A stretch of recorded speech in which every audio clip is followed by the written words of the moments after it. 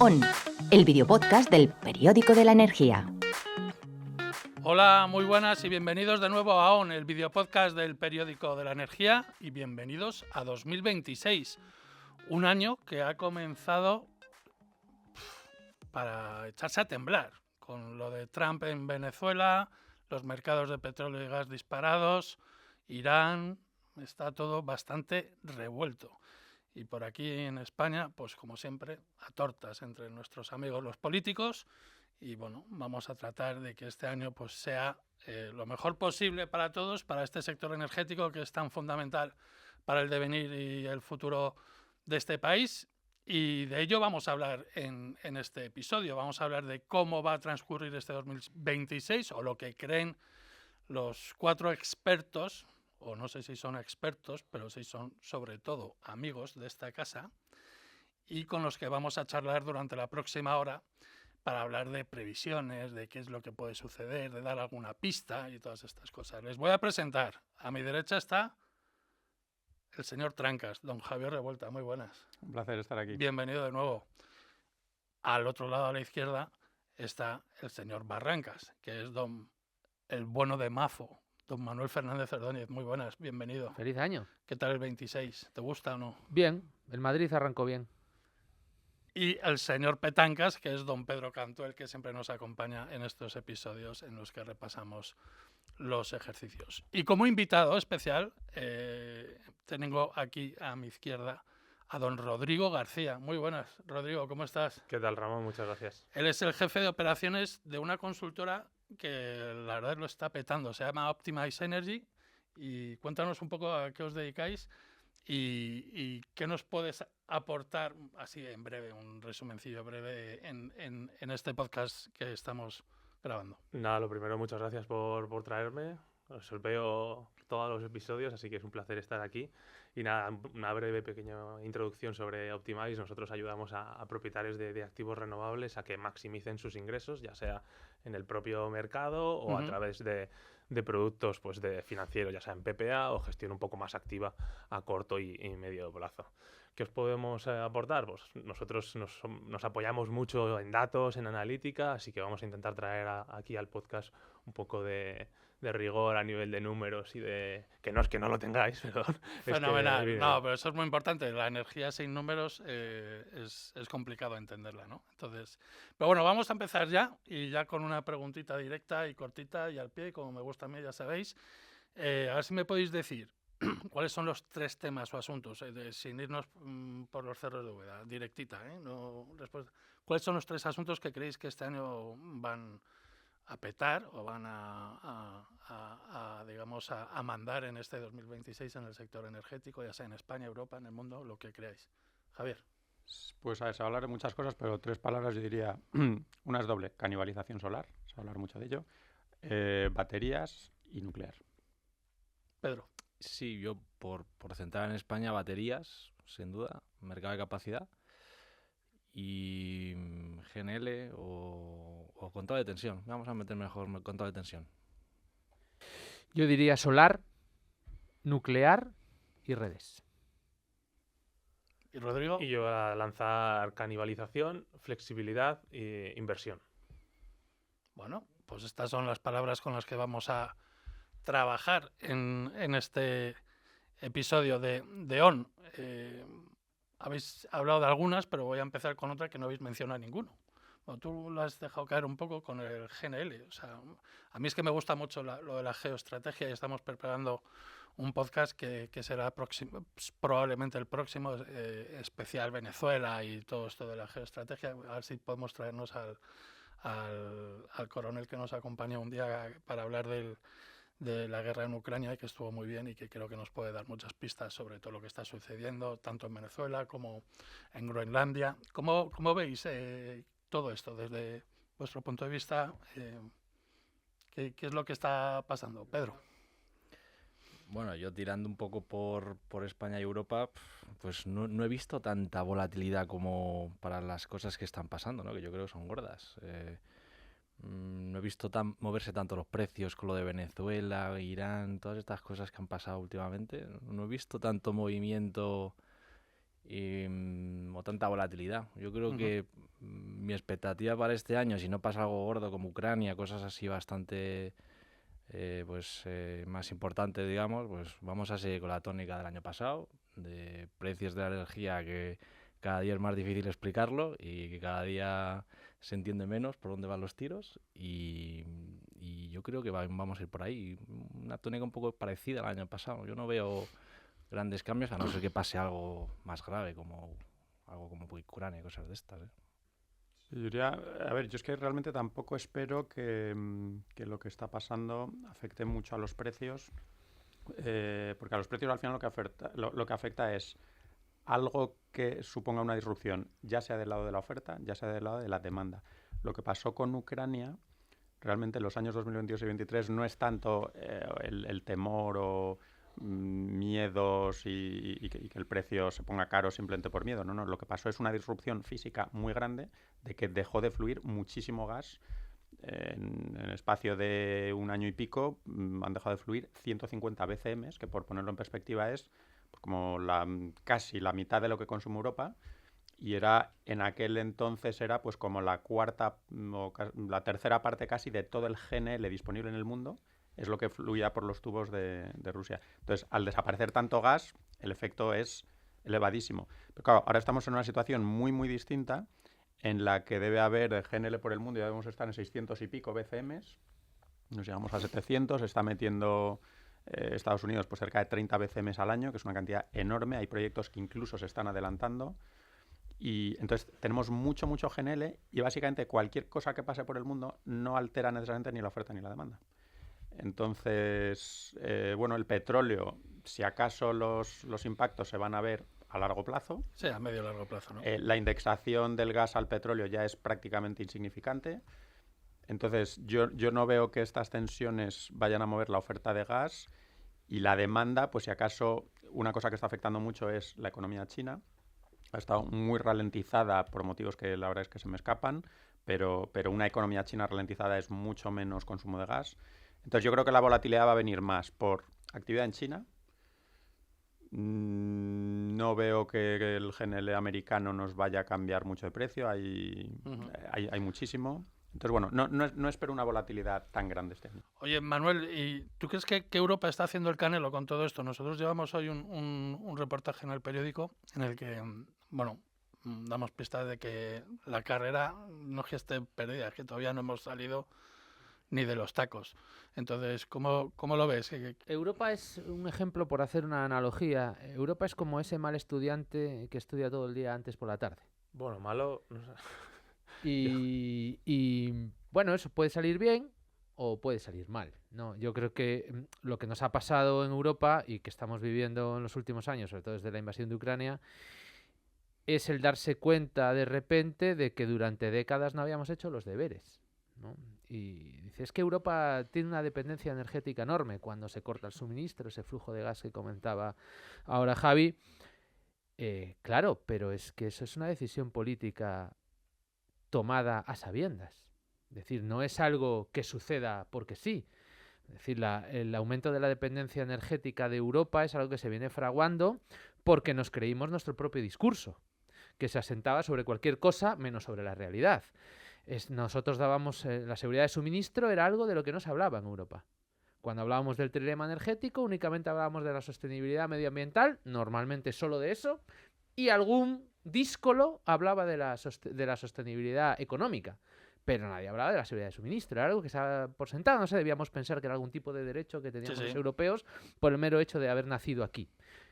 Y claro, nos dimos cuenta de repente de que no, de que teníamos una dependencia energética enorme y de que había que solucionarlo. Entonces, claro, el problema es que cuando tratas de solucionar en 2 años lo que no has hecho en 30, pues eso es doloroso, es costoso, es caro y tiene impactos en la economía y en la sociedad que estamos viendo, ¿no? Yo creo que la caída de producción industrial de Alemania es paradigmática, la deslocalización de industria es muy evidente, la pérdida de competitividad de la industria europea es asfixiante y sobre todo cuando uno mira la productividad de los trabajadores en su conjunto de los países europeos de los últimos 20 años y ve que está plana, que no crecemos, es la demostración palpable de que nos estamos empobreciendo cada año que pasa en Europa en comparación con otros países líderes de la OCDE, y es algo que es culpa nuestra. Por tanto, estamos haciendo el canelo. Yo no le llamaría hacer el canelo, pero sí que diría que no hemos hecho los deberes. Rodrigo. Sí, yo estoy con Manuel, ¿no? Vamos con un poco de retraso. Porque al final, lo que decía, ¿no? Del mal estudiante, pues tienes tantas otras cosas, ¿no? O más cosas. Yo me acuerdo cuando era estudiante, que igual no estudiaba hasta el último día, y era pues porque jugaba al baloncesto, me iba de fiesta. Bueno, pues se puede equiparar, ¿no? Que hay varias alternativas. Un poco por lo que comentaba Pedro y Javier de la volatilidad. Sí que es verdad que a grandes rasgos, pues estas noticias también geopolíticas no están impactando mucho, pero sí que estamos encontrando pequeñas oportunidades, quizá más en cositas de corto plazo.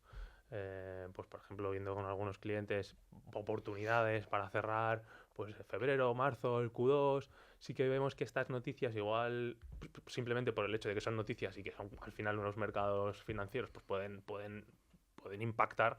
Sí que vemos que hay oportunidades ahí para tomar, y que al final pues el propio mercado también tiene una reversión a la media, y entonces si algo sube inesperadamente por una noticia, que si el Trump con Groenlandia, que si Irán, pues hay que aprovecharla, pero que la tendencia y lo normal es que continuamos con la senda que llevamos hasta ahora.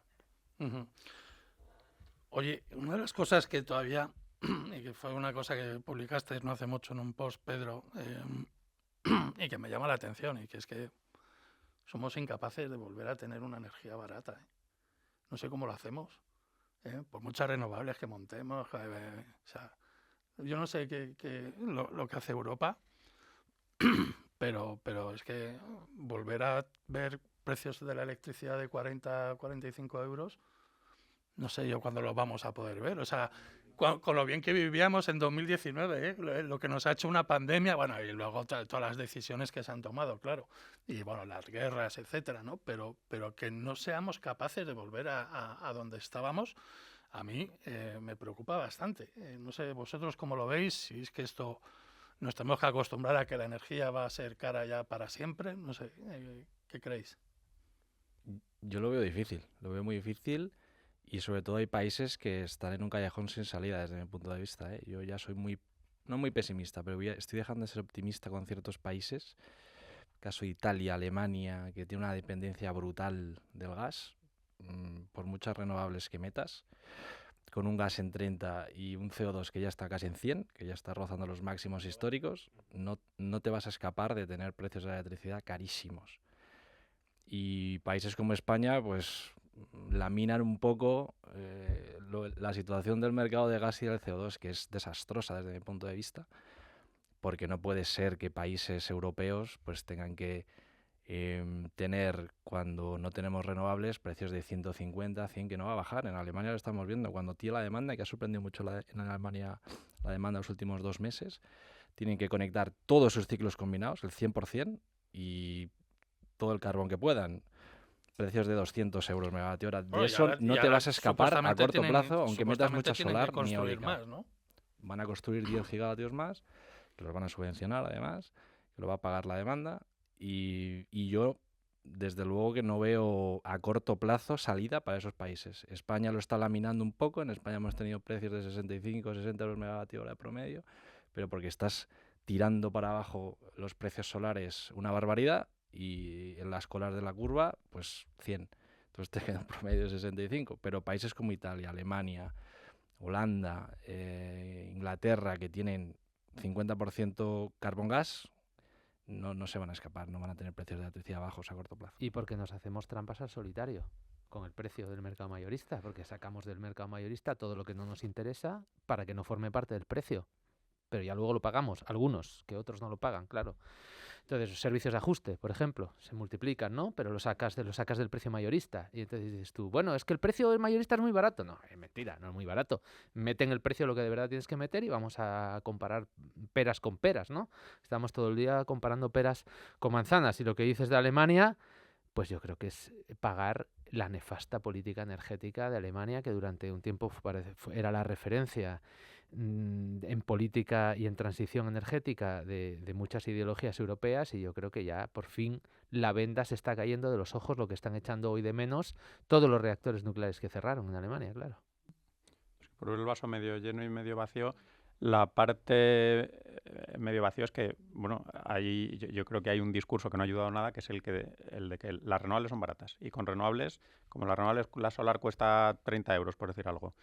Y la eólica, pues depende, pongamos 40 o 50 más Pero bien. es que lo ha dicho esta semana el secretario de Estado de Energía. Bueno, que sigamos es que- apostando por ello, pero es que las metiéndose con renovables- Trump, porque Trump se ha salido de IRENA y de Naciones Unidas, y estos renovables. Claro, es que las renovables sin baterías pueden cubrir una parte. Y con cuanta más batería, pues una parte un poco más grande, pero nunca va a ser nada que se parezca al 100%. El 100% renovable lo podemos dejar como una entelequia para el año, no sé, 2100. Pero olvidémonos en los próximos 20 o 30 años de nada que se parezca a 100% renovables por una realidad física muy sencilla, que es que hay unas 2000 horas, 20% pongamos, de horas de sol a plena carga y 25% de eólica a plena carga. Y el otro, la otra mayoría de horas, pues hay que cubrirla con gas, que por definición va a ser siempre más caro que en los países productores, porque hay que licuarlo, transportarlo y regasificarlo. Y luego la variable CO2, que en Europa le damos mucha importancia y me parece bien, pero pues nos encarece con prácticamente 100 euros que estamos, un poquito menos, pero vamos a rebasar el 100 antes de final de década, euros la tonelada, pues son, cada ciclo combinado hay que repercutir 40 euros por megavatio hora por cada megavatio hora eléctrico que produce un ciclo combinado. Entonces tenemos una mayoría de horas que van a ser muy caras. Déjame hacer El una único vaso medio apreciación. lleno, decir muy rápido que nos podemos comparar con el resto de Europa, y dentro de que Europa, yo creo que está mal, y estoy de acuerdo que no está haciendo los deberes frente al resto del mundo, España está un poco mejor dentro de Europa. Es decir, que dentro de un continente con sus problemas, somos un país que sí que vamos a tener una energía, siempre que mantengamos nuclear, renovables y consigamos desarrollar almacenamiento, lo que podemos ser de los mejores dentro de Europa. Más competitivos, sí, es verdad. Yo creo que es importante que la gente escuche decir esto, ¿no? Es decir, nosotros no tenemos gas, nosotros no podemos controlar los precios del gas, nosotros no podemos controlar la volatilidad del mercado, de los hidrocarburos, pero el impuesto al CO2 nos lo hemos puesto nosotros mismos dentro de Europa. Es una decisión de poner un impuesto al CO2 que ya está en 100 euros. Por tanto, los grupos políticos que defienden la existencia del impuesto al CO2 o que incluso piden aumentar el precio del CO2 para descarbonizar más rápido, directamente lo que nos están diciendo es que abogan por una energía cara. O sea, es una decisión política encarecer el precio de la energía para descarbonizar. No nos engañemos. Ponen por delante reducir las emisiones de CO2 antes que el bienestar de la gente y que la economía de Europa. Ojo, y reducir dependencia. CO2 más caro quiere decir más renovables. Un precio de la electricidad que repercute el CO2 hace que vengan más renovables, que si no las tendríamos que pagar por fuera. O sea, que sí que tiene la parte de contribuir, no solo... El tema es que ahora mismo luchar contra el cambio climático va en la misma dirección que luchar contra la dependencia energética. Pero es que yo creo que ese es el... Perdona, Javier. Bueno, acaba y... No, simplemente... con esto termina. Simplemente decir eso, que también va en la línea de... O sea, que es reducir emisiones, pero también dependencia energética. O sea, yo creo que aquí Europa tiene que tomar una decisión ya. O sea, tiene que decidir, oye, ¿qué hacemos? ¿Seguimos apostando por la descarbonización y nos llevamos a parte de nuestra economía por delante? Eso ya lo ha tomado. Eso va a ser que sí, de unas maneras o de otras, ¿no? No, perdona. Ahora mismo no. Ahora mismo tienes que lo de los coches de 2035 se ha parado. Eso para empezar. O sea, se pueden tomar decisiones de decir, oye, pues, esto se le pone un tope al impuesto al CO2 o lo que sea. O sea, se pueden tomar medidas. Lo que yo quiero saber es si Europa va a decidir, oye, vamos a cargarnos nuestra economía y vamos al decrecimiento que tanto les gusta a muchos, o apostamos o seguimos apostando por la descarbonización. Pero tomemos una decisión. Lo que no puede ser, yo creo, es estar llorando por todo. Lloro porque estamos contaminando el mundo, lloro porque nuestra economía va mal, lloro porque es que los rusos y los otros tienen gas y yo no. ¿Te has puesto a buscar gas? O sea, deja de llorar, muévete, haz algo, ¿no? No sé, yo creo que es el momento de que Europa espabile ya de una vez y por lo menos que se le vea algo, porque es que si no el ciudadano al final se va a acabar hartando de todo esto. ¿sabes? No sé, yo creo que tengo esa sensación de que Europa está totalmente perdida.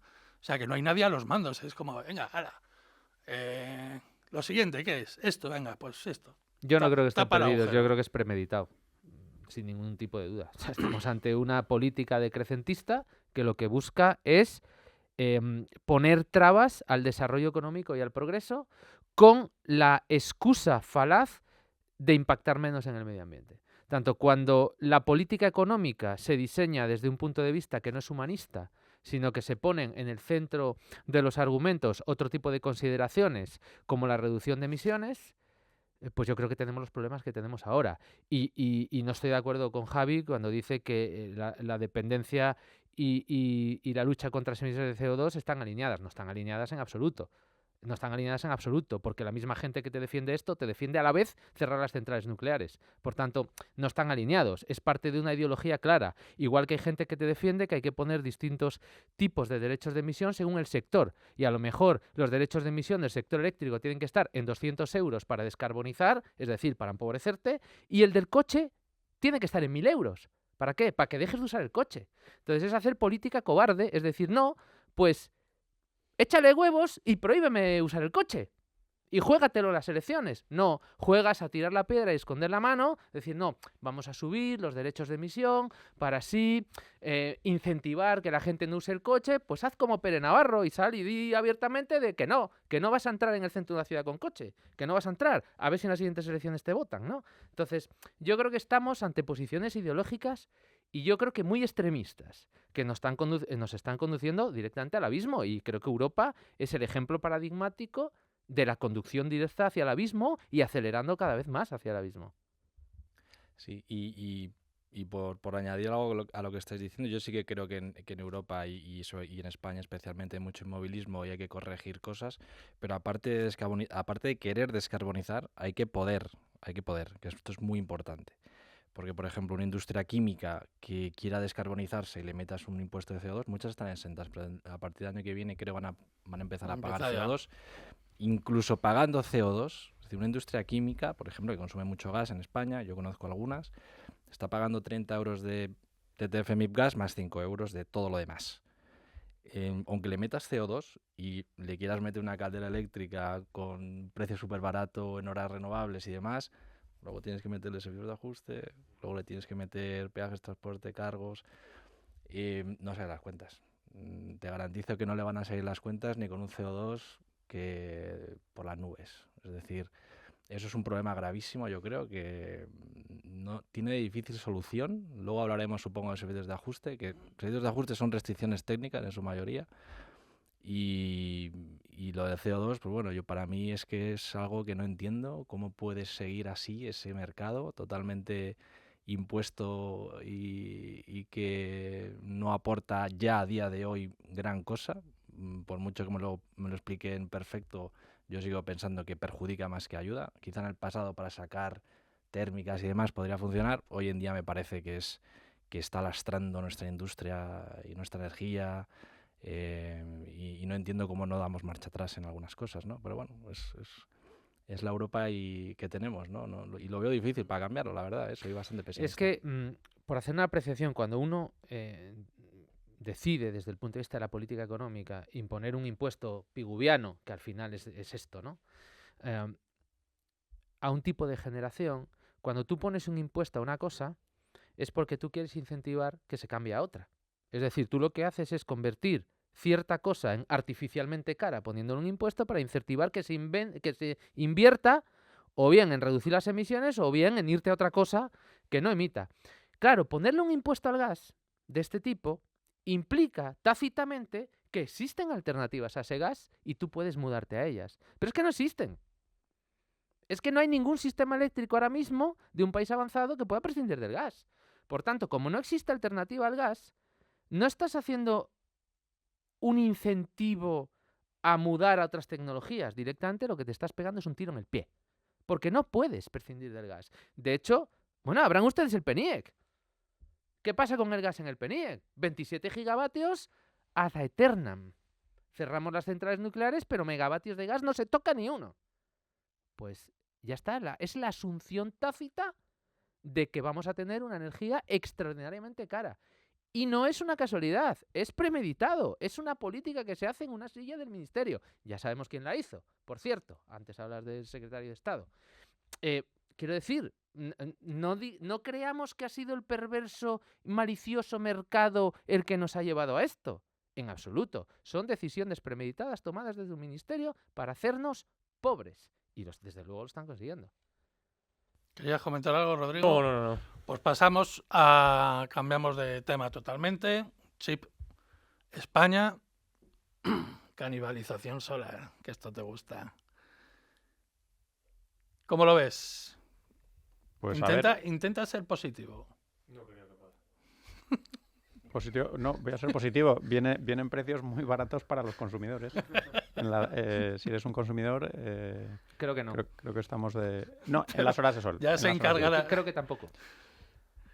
Sí, bueno, aunque añadas precios de servicios de ¿Cuánto van a ajuste... tardar en inventarse alguna subvención para que no empiecen a quebrar? Espérate, o rescate. Bueno, lo de eso Claro, bueno, hablamos sí, ahora. llámalo rescate, llámalo subvención, llámalo No, lo que a ver, quieras. hemos hablado en este podcast muchas veces de que vendrán y ya están aquí. Nos quedan concretamente, estamos a mitad de enero, nos queda un mes de precios medianamente altos y lo que viene es un año. Yo decía, de las tres palabras que creo que se van a decir mucho, realmente una de ellas va a ser refinanciación. O sea, ya el año pasado han empezado, este año se refinancian irremediablemente muchos proyectos. Y cuando digo muchos, me refiero a casi todos. El año pasado cerramos con 35 euros de precio solar, con un gas que empezó extremadamente alto. Empezó casi el doble de caro de lo que lo tenemos ahora, casi. Y fue un año de muy poca solar, lo he contado muchas veces, y se han construido el año pasado 9 gigavatios, 8 más 1 más o menos, 8 de utility scale y 1 de autoconsumo, números redondos, con lo cual este año no se me ocurre absolutamente ningún motivo, ni ninguna guerra, ni ningún asunto por el mundo que pueda hacer que nos acerquemos ni siquiera a los precios del año pasado. Y por debajo de 30 euros, pues bueno, es una situación en la que solo cabe refinanciar proyectos. Incluso los que tienen PPAs, pues muchos van a tener problemas por el asunto de los negativos, ¿no? Pues muchos PPAs no liquidan horas cero y negativo. El año pasado cerramos con 20 y pico % de la energía solar en cero y negativo. Es decir, que un PPA que no liquida cero y negativo tiene 20 y pico % menos de ingreso del que esperaba. Y esas cifras, pues bueno, tenemos cada uno ahí nuestros números. Yo creo que va a subir un poco esa cifra, con lo cual, bueno, creo que es año de tomar decisiones de qué hacer con activos solares. Hay muchas cosas que hacer: refinanciar, reestructurar, hibridar con batería, hibridar con solar. Hay aspectos operativos en los que yo creo que Rodrigo ahí controla mucho. Hay aspectos más financieros que tienen que ver con pues cómo reestructurar la deuda. Pero bueno, va a haber que hacer cosas. Y aprovechando que está Rodrigo aquí, le hago una pregunta y ya nos contesta a los dos. O sea, ¿qué incentivos hay ahora mismo para que en un escenario donde las restricciones técnicas son las que son, donde el curtailment, los vertidos de energía renovable son los que son y están creciendo, cómo es posible que se sigan instalando 9 gigavatios al año de solar en España? ¿Por qué? Veníamos ya con muchos proyectos del pasado que pues que tienen que salir y salen, muchos con PPA, como dice Javier, que igual no tienen muy bien hilado toda la parte de precios negativos y que tampoco tenían muy bien dimensionado cómo les podía impactar el propio curtailment, ¿no? Que vemos de las restricciones técnicas. Sí que es verdad que hay proyectos que no necesitan un 35 o un 40, hay proyectos más o menos bien hechos que pueden estar en precios inferiores y que todavía igual con lo que podemos sacar de este año, del año que viene, pueden más o menos salvar, pero sí que es verdad que la cosa para la fotovoltaica está bastante complicada, lo decía bien Javier ahora, ¿no? Va a haber refinanciaciones, los precios capturados van a hundirse, hay una pequeña válvula de escape que para los generadores les viene bien, que pueden ser los servicios de ajuste, pero que para la demanda nos viene mal, ¿no? Que al final tenemos que pagar. Bueno, pues se van buscando pequeñas alternativas y pequeñas ayuditas que les van saliendo a los generadores para poder escapar. No lo ha dicho Javier, ¿no? Pero si aparte de toda la canibalización le sumamos pues todo el tema del curtailment. Este año teníamos 2 teras de energía recortada solo fotovoltaica. Veníamos del año pasado, creo que era de casi 800 gigavatios hora, o sea que hemos hecho un por 2. Y seguimos instalando 9 gigas de fotovoltaica, pues imaginaros lo que puede pasar este año, ¿no? No, Las 9 el año cifras- pasado, ¿eh? Yo este año espero que haya una reducción, pero es verdad que Este año han sido, 2020. creo que van a ser entre 7 y 8 gigas. va a ser 8 o un poco más. Tenemos 50 Es que gigas. Con Jorge lo Eléctrica cual- publica con retraso. Sí, Sí. Van a por ser lo más de tanto, 8 de Utility Scale. ¿eh? Pues eso, pues es lo que dice él. Y El y año. además es que este año también se prevén otros 6, 7. O sea, que baje, pero que se van a instalar Pero- 6 gigas más sí. o 7 Y tranquilamente. luego todo el tema de que cada proyecto es un mundo, ¿no? Que lo vemos, Javier, siempre. Al final, pues tienes un proyecto en algún nudo un poco más tensionado, se te disparan los números del curtailment y tus números al final del año son terroríficos. Entonces, cada proyecto también hay que mirarlo un poco con lupa. Sí, a ver, es que yo creo que los últimos de canibalización ya hablábamos en el 2021. Ya teníamos muchísimos gigas aprobados y ya hablábamos ahí de la canibalización que iba a pasar en España. Lo que pasa es que yo creo que nadie hemos esperado de meter 7, 8 gigas. El año pasado 8 gigas. No tenía en la cabeza, no. Yo creía que eran más 7, 8, 9, me parece una barbaridad.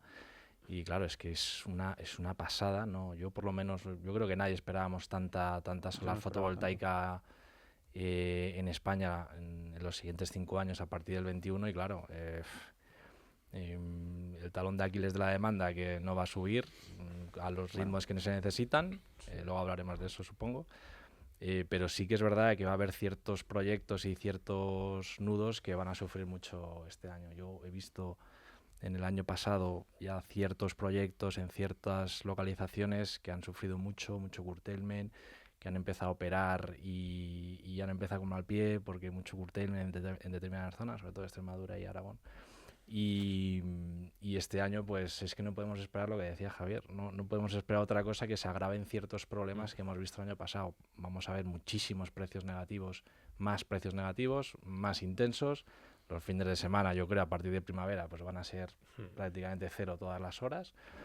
Y bueno, es un problema que tiene difícil solución a corto plazo para ciertos proyectos que no han hecho o que no tienen bien cubierto la parte de PPAs, la parte de ingreso, que están más expuestos a mercado y lógicamente, pues claro, vamos a tener un mayorista muchas horas donde solares que el precio va a ser muy bajo, ¿no? Oye, ¿y cómo veis el hecho de que todo esté en venta?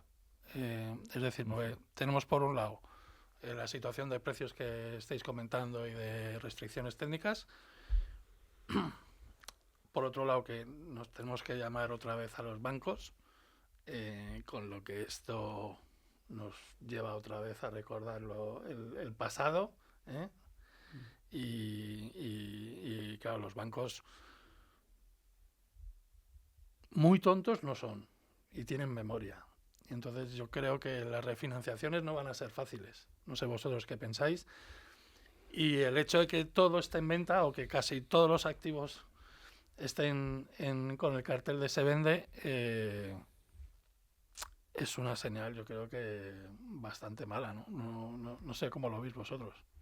O sea, podemos llegar a ver a lo mejor que tenga que haber un rescate generalizado a un número importante de plantas fotovoltaicas o otra opción a lo mejor podría ser Espero que no. Bueno, veremos a ver, cosas, te quiero decir, esperemos pero si pasa, cosas espero curiosas, que no se rescate. Es decir, eso no puede salir, o mi opinión, ¿no? No creo que tenga que salir pero un contribuyente puede haber para eso. puede haber una pero- desconexión de plantas, es decir, al igual que la nuclear te llega en primavera y te dice, oye, yo me apago y hasta luego. No. eh, Desconexión de plantas no, porque un activo que genera poco es mejor que uno que no genera nada de nada. Cuando los costes variables son casi cero, sí, desde luego. El tema es si cubres como mínimo los costes operativos. Eso es. Yo no concibo para prácticamente ninguna planta y prácticamente ningún escenario de precios, por mucho que bajen, no concibo que bajen tanto como para que a nivel anual no cubras los costes operativos. Siempre te va a generar suficiente para pagar el sueldo del operador y algunas cosas más, ¿no? Entonces, desconectarse no se va a desconectar ninguna y eso quiere decir que realmente no tienen la sartén por el mango los productores para pedir ningún rescate. Yo no he escuchado rescate, es verdad que sí que he escuchado... Quiebras. Bueno, a ver, quiebra quiere decir que no pagas deuda. Y una quiebra la puedes solventar temporalmente refinanciando. Otra cosa es que yo sí que creo que vamos a llegar a alguna situación en la que la bajada de ingresos respecto a la previsión es tan grande que ni siquiera refinanciando y estirando el préstamo, pues por ejemplo de 15 años a 20 o 25, ni siquiera con esas da para que el proyecto pueda pagar la nueva deuda refinanciada. Es decir, que yo creo que hay algunos bancos que no les va a quedar otra que decir, hablemos de alguna actividad. Sí, ¿no? Pero me ¿cómo vas a me quedo refinanciar, algún Javi? activo. O sea, tú vas al banco, Todo depende de cuánto baje... pero tú vas al banco a pedir dinero porque en tus planes iniciales resulta que hay un montón de precios cero que no te esperabas o que no quisiste ver, en realidad, y entonces no tienes ingresos y tienes que ir a refinanciar. ¿Y al banco qué le vas a poner encima de la mesa? ¿30 años de precios cero? ¿Qué es lo que viene? ¿Cómo, Aquí es que cómo va a te haber- va a no sé si refinanciar? tanto. Aquí va a haber No sé muchas si tanto. casuísticas. Bueno, todo está en las O a proyecciones que vemos para los correr próximos a las años. baterías al último que llegue es el que menos gana, ¿no? Pero, o sea, ¿cómo vas a refinanciar? ¿Qué le vas a poner al banco encima de la mesa? Aquí va a haber un montón de casuísticas, pero si eres un sponsor grande y el mismo banco te está financiando otro proyecto de 500 millones de euros en la otra parte del Bueno, mundo, ya, te va a ya, decir, ¿me ya. quieres dejar caer este activo? ¿Y cuántos hay de ¿Y qué eso, pasa? Javi? O sea, Bueno, muchos proyectos están en manos de un sponsor grande, ¿no? Entonces, yo creo que algún activo no le va a haber muchas casuísticas, ya digo, pero yo creo que algún activo no va a quedar otra que asumir una pérdida grande para el equity e incluso una posible quita para la deuda, y en otros no le va a quedar más tutía al sponsor que decir, oye, si tengo que meterle X millones para salvar este proyecto y que el banco no me fastidie la inversión que tengo no sé dónde, pues no me queda otra que perder todavía más dinero. y no será más fácil Pero va a haber de todo. admitir, y no será más fácil admitir que tienes demasiados bares para gente que bebe cerveza. O sea, no será más Pero es fácil que ya están admitir que hechos, ya tienes están ahí. demasiada Ya generación están para la ahí, demanda que tienes. aprovechémoslos. Yo como gobierno ahora yo creo que lo que tenemos que enfocarnos es qué hago para acelerar la demanda lo más posible. ¿Qué hacemos con los peajes y cargos? ¿Qué hacemos con el acceso a la demanda? ¿No? Yo creo que ahora tenemos otro bloque Sí. sobre esto. Ujú. Pero ahora mismo es que esta situación la tenemos ahí. Aprovechémosla como país, ¿no? Y metamos toda la demanda que podamos, hagamos todo lo que se pueda para que venga cierta industria. Hay que tocar más cosas que el precio eléctrico, pero bueno, centrémonos en ello porque ese problema ya está ahí. Quiero que Rodrigo, si alguno de ustedes tiene una planta fotovoltaica o su empresa, vamos a ver si Rodrigo es capaz de daros un pequeño consejo de qué poder hacer para no perder tanto dinero, que seguro que tú sabes dónde hay un escondite ahí en el mercado. Aquí te la juegas, ¿eh? Rodrigo. No, nosotros apostamos mucho por la parte de la gestión activa de la energía. Al final no hay que dejar solo irte al mercado diario y ver que salgan muchos ceros, sino trabajar un poco de antes, ¿no? Y ahí está la clave. Sí que es verdad que por cómo está el mercado tampoco te vas a salvar y vas a conseguir unos super precios, pero vas a poder controlar un poco la caída. Y luego lo que comentábamos, hay que estar espabilado, pues hay que jugar con los intradiarios, hay que jugar con los servicios de ajuste. Mucha gente que tiene curtailment, pues nosotros hemos conocido gente que le enchufan una planta de minado al lado y de minado de Bitcoin y mira, pues esa que se llevan. O sea, hay soluciones, hay alternativas. Sí que es verdad que como dice Javier, Pedro y Manuel, la cosa está complicada, pero hay que estar espabilado y se pueden encontrar soluciones. Bueno, vamos a buscar esas soluciones. Como decía Javier, ¿qué hacemos con la demanda? Porque nosotros en el periódico La Energía siempre hemos tratado de hablar de ello y contar cuál es su situación, y es una situación, la verdad es que siempre ha sido muy compleja. Yo no sé ni cómo realmente podemos tener industria en este país. Yo creo que desde que soy consciente oigo a la industria quejarse de los precios de la energía. Y eso que están subvencionados. Si no- Y entonces, claro, yo ya casi es que os lo digo, que cada día sé menos de todo esto. O sea, pues es que no, yo ya no me entero de qué va la vaina porque me pierdo ya muchas cosas. El caso es que lo que sí está claro y que los números lo dicen es que falta demanda. Si queremos arreglar todo este problema desaguisado que hay ahora en el sistema eléctrico con la solar y lo otro, y los precios y no sé qué, se arregla con demanda, con baterías, hidrógeno. Pero, Bueno, pero ¿no os dais cuenta de la perversión? O sea, es decir, hemos instalado como locos y ahora resulta que falta demanda. No, el problema será otro. Se va casi instalado de más. O sea, no que falta demanda, la demanda no la tenías cuando te pusiste a instalar, ¿no? O sea, es que siempre enfocamos el problema al revés. Es decir, el problema de la sobreoferta lo hemos creado nosotros, con política. Lo hemos creado nosotros. Y ahora, claro, para solucionar el problema que hemos creado, es que hay que aumentar la demanda. Y ahora hay que hacer política para aumentar la demanda. O sea, que me parece muy bien, es lo que dice Javi. El problema ya lo tenemos, correcto, hay que solucionarlo. Pero que es un problema creado, ¿eh? No, más que aprovechémoslo, más que solucionarlo, Claro. Bueno, aprovechémoslo, ¿no? yo aprovechar creo que no es la palabra, pero sí. Pero a ver, sí es cierto que yo, sin saber mucho, pero creo que la idea que tiene el gobierno o los últimos gobiernos han sido que montando muchas renovables vamos a hacer bajar el precio de la electricidad, ¿vale? Eso es lo que han pensado ellos. Y con ese precio de la electricidad bajo conseguiremos atraer industria o demanda. Lo que pasa, ese es digamos, la teoría. Luego la práctica te dice que atraer demanda es mucho más complicado de lo que la gente se cree. Deslocalizar una planta es mucho más complicado de lo que la gente se cree.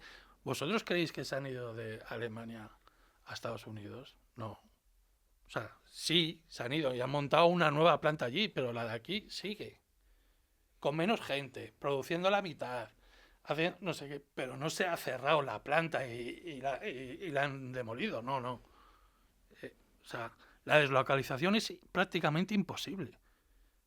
Entonces, o inyectas mucho dinero a la industria para que venga aquí, es decir, las medidas que propone Javi de que hay que meter mano a los peajes, a los cargos, a todo, que se puede hacer y estamos en tiempos de poder hacerlo, sobre todo en los próximos años, cuando nos quitemos la deuda y las primas a las renovables, pero joder, es que no seguro que vienen aquí a montar baterías y a no sé qué, a base de ayudas. O sea, aquí la única solución es dar ayudas. Bueno, hay algunas cosas evidentes, por ejemplo, se ha hablado mucho, ¿no?, de redes y los que son 40 gigavatios o no sé cuántos que se han rechazado. Es decir, hay demanda que se quiere conectar, una de ellas es pues los famosos data centers, y sí que hay algunas fábricas que las que tengan que instalarse en Europa, pues España es muy buen sitio para conectarse, y es verdad que muchas están teniendo problemas. Estamos trabajando con alguna empresa de data centers y es que quieren traer gigavatios de aquí a 10 años. Y es que no está ni mucho menos garantizado que no terminen diciendo, oye, me voy a otro sitio, pero por falta de red. Porque pido red, ni siquiera la pido para mañana. Es que estoy pidiendo red para el 2028 y no hay manera de que me digan si sí o si no, o dónde puedo instalar un data center. Entonces yo creo que eso francamente no lo estamos haciendo bien. Hay varios aspectos. Hay un aspecto, diríamos, organizativo, lo de los concursos. Si damos la demanda al primero en llegar o al que más pague, o si hacemos algo. A mí no me gusta ninguna. Yo creo que tendría sentido hacer algún tipo de planificación por zonas y tecnologías. Es decir, aquí data centers, aquí y aquí. Baterías aquí, allá. Y de alguna manera, aunque sea algo subjetivo, pero que se sienten unas cuantas personas con conocimiento de red y de las necesidades del data center y la fábrica y tal, qué necesitas de agua, de conexión y tal, y tratemos de hacer algo con lo que se da una propuesta. Pero aquí con los 17 reinos de taifas eso puede ser los peor concursos que la son mesa un del jaleo. agua con lo del el pacto de... Bueno, Queremos hacer algo perfecto y al final no estamos haciendo nada. Es que yo sinceramente, yo creo que podríamos ser un actor con enorme demanda. Es decir, hay miles de millones de euros de inversión llamando así a la puerta en España, en la Comunidad de Madrid, sin ir más lejos, de data centers, que no tienen puntos de conexión ni se les espera. Es decir, al final siempre hay alguien que no hace los deberes, y ese alguien siempre es el mismo, el Estado. Siempre. Porque al final, no sé, ¿os acordáis cuando empezó Internet que había unos catálogos de las páginas web que existían? O sea, porque había 7 o 8 solo y te salía un catálogo. Pues es que en el ministerio siguen funcionando así. O sea, siguen con sus planes quinquenales y con sus cosas de planificación central, que parece que estamos en la era soviética, que no está alineado con las demandas reales del siglo XXI, ni con las inversiones en redes que hay que hacer, ni con los nuevos sectores que están emergiendo. Es decir, no se puede gobernar la instalación de centros de datos, gigafactorías de IA, etcétera, etcétera, con una planificación socialista de 1890. Es que no se puede. O sea, hay que ser mucho más flexibles, hay que ser mucho más ágiles, hay que dejar que los actores del mercado tomen decisiones. ¿Por qué hay unos señores en una mesa que deciden qué transformador van a cambiar en el año 2029. Y según lo que ellos decidan, pues tú ya verás si puedes poner un centro de datos o no. Pero claro, es que yo para poner un centro de datos necesito que la fibra pase por allí para tener baja latencia, que tenga una refrigeración que no esté muy lejos, que tenga un suelo que pueda comprar. Y yo tengo que supeditar todo eso a que unos tipos en una mesa decidan si me van a poner un transformador allí o no en 2029, que luego, por cierto, en 2026 nos han hecho una parte importantísima de las inversiones de la planificación 2021-2025, porque luego esa es otra. Hay cosas que Red Eléctrica tarda hasta 11 años en hacer. Entonces, estamos en lo de siempre. Una línea de 400 tarda 10 años en empezar a construirla. Pues, O en acabar el proyecto, más o menos es lo que tardan. Pues habrá que dejar que los de inversores locos. asuman parte de esas inversiones y luego las recuperen de alguna manera. Es decir, hay que buscar mecanismos de flexibilidad que haga que todas las inversiones sean mucho más ágiles, porque tenemos demanda, no somos capaces de acomodar esa demanda, pero nos quejamos de que no hay demanda, ¿no? No. Yo Ramón, yo es que este año con el tema de la demanda no he empezado muy optimista, la verdad. El año pasado, que he estado en muchos Es eventos... que es lo más complicado. He estado en muchos eventos y he hablado con mucha gente y el tema es recurrente. Ya es que hablamos todo el rato de lo mismo con la demanda. Es decir, al final el mensaje es el mismo en todos los sitios. Y yo creo que para la gente que nos está escuchando y por lanzar, yo creo mi versión por lo menos realista, es que tenemos que centrar dónde va a crecer o dónde puede crecer la demanda en España. La industria manufacturera no va a crecer a los ritmos que la gente piensa. Es decir, aquí no va a venir una metalurgia, los electrointensivos me estoy refiriendo. Aquí no va a venir una metalurgia nueva, una siderurgia, una química. Eso, desde mi punto de vista, me parece súper improbable que pase. Simplemente por un tema de competitividad. Es que aunque tengas un 60 en el mayorista, no puedes competir con Francia y Alemania, que tienen dopada toda su industria manufacturera electrointensiva. Y además todos los costes de la factura, que no sé por qué no hablamos más, que mientras no toquemos la factura es imposible que crezca la demanda en ciertos sectores como este de los electrointensivos. Centros de datos yo creo que van a venir y deberían venir en los próximos años. Yo creo que es un sector donde veo un poquito más de optimismo y donde veo más probabilidad que podamos hacer algo. Y coche eléctrico, poco a poco, hidrógeno ni lo digo porque es a largo plazo. Entonces yo creo que estamos, desde mi punto de vista, el año pasado, por todos los eventos que fui, pecando un poco de optimismo, porque yo veo 2-3 sectores concretos donde podemos crecer fuerte en demanda y va a costar muchísimo porque no estamos haciendo los deberes en ningún lado. Hay 40 y tantos gigavatios con ya permiso concedido, ¿no? Veremos si el Eso gobierno creo va a que costar tiene, muchísimo, creo Ramón, que tienen sí, no, desde luego, sí, ya lo he a lo comentado mejor antes. pedidos nuevos de las industrias ya Atraer establecidas, demanda pero de nuevas fuera industrias es de estas muy complicado. no creo. Es muy, muy, muy complicado. O sea, tienes que montar tal revolución en el país Es que tienes que tocar tantas que cosas. todo el mundo diga, para España, tío. O sea, vente para Data España, centers por Pepe. un lado, electrificación del transporte, que va a ir poco a poco, 1 millón de vehículos, por cada millón de vehículos 1%, o sea que eso va a ir lento. Y luego yo creo que sí que hay una oportunidad grande de incentivar bombas de calor. Podríamos ir a un ritmo mucho más amplio, porque el calor, recuerdo, de la energía primaria que consume España, por más de un tercio es gas.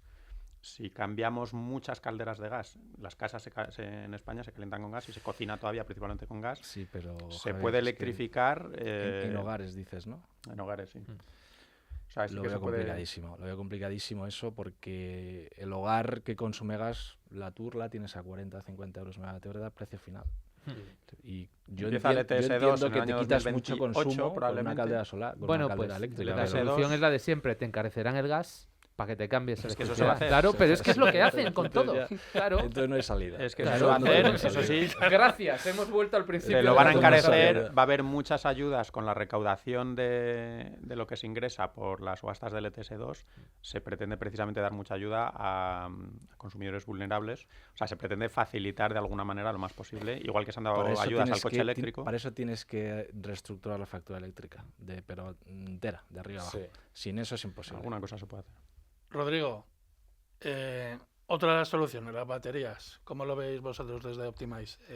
¿Es el año ya realmente? Porque llevamos diciendo eso. Es el año de Sin las duda. baterías, es el año de las baterías. Este es. Y dices tú... Como el de la fusión. Llevamos Pero bueno, dos- es de los pocos, yo creo que va diciendo que ya empieza a ser rentable esto. Bueno, Con O sea, precios echar que hay, números, pues echar bueno. números. Nosotros con los números que manejamos y los que se pueden estar viendo por otros países, siempre hemos pensado que es una solución que es viable. Luego los niveles de rentabilidad que busque cada uno, pues es otra cosa, pero que son viables. Aquí en España volvamos muy poco a poco. Si 2026 va a ser el año de instalación masiva de baterías, pues no lo creo, la verdad. Pues será yo creo que va a despegar. Yo creo que también. Claro, Vamos pero a que llamamos despegar. masivo. No vamos a llegar a 1 gigavatio, yo creo, No, ni en no, broma, no. pero se van a No, hacer tampoco. cientos de megas, sí. Sí, yo creo que, exacto, yo creo que terminará el año en 400, Yo creo que medio más. giga. Sí.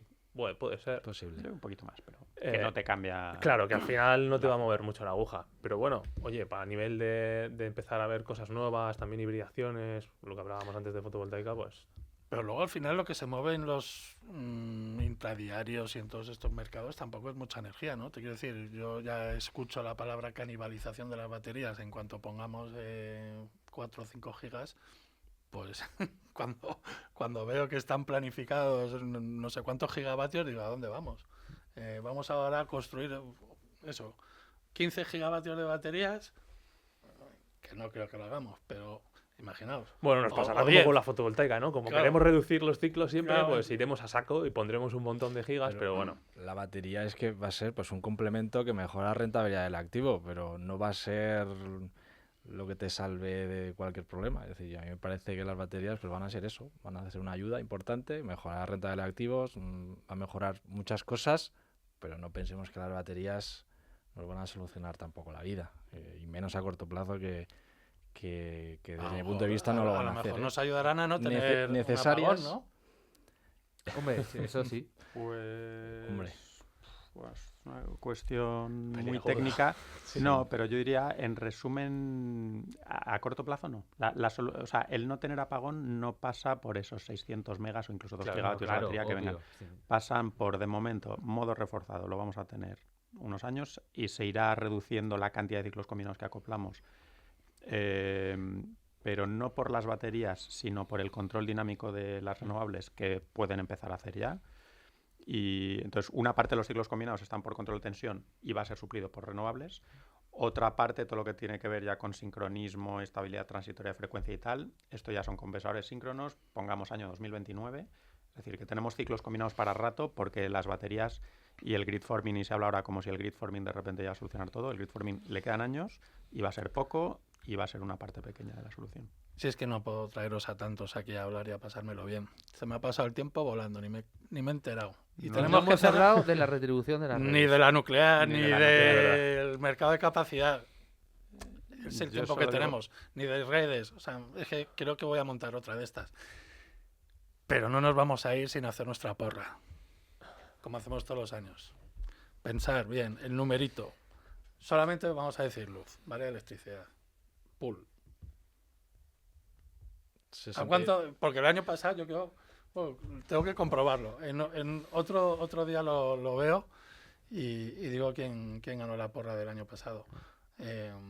Pero este año va a ser complicado, sacar la cifra. La volatilidad me parece que va a ser bestial. A Pedro, ver, comienzas. que tiene ya ahí la- Pool medio. 62. Pool O medio. sea, hace Pool ¿qué? medio. Pool medio. Pool medio 62. Pool que baje. medio. A mí Vale. me lo ha quitado. Voy a bajar un poco, voy a decir 60, porque mi apuesta era 62, pero... Venga. Yo voy a decir 57. Sí, yo voy a decir dos cosas. Voy a decir 59,5 y que el Oviedo no baja. Y yo voy a Ojalá. decir Ojalá. 55. ¡Hala! No es descabellado. Y es posible que baje más. Ya lo veréis. Porque yo no ¿Sabes algo veo que- demanda por ningún ¿Sabes lado. algo que no sabemos? No, Ramón, porque o- veo que no hay demanda. Entonces, como veo que no hay demanda y que este país es el cachondeo puro y vienen mal dadas, creo que la energía en el pool, en el mercado mayorista, va a ser bastante barata. Tienes un sistema eléctrico, Ramón, que los precios más altos son cuando menos demanda hay. A veces. O Pues, sea que- pues no debería. Y confío en el agua y en el viento. Así que nada, esto es todo. Muchísimas gracias a los cuatro, Manuel, Rodrigo, Javier y Pedro, y a todos ustedes por estar una vez más acompañándonos aquí en ON, el videopodcast del periódico La Energía. Hasta dentro de 15 días. Chao.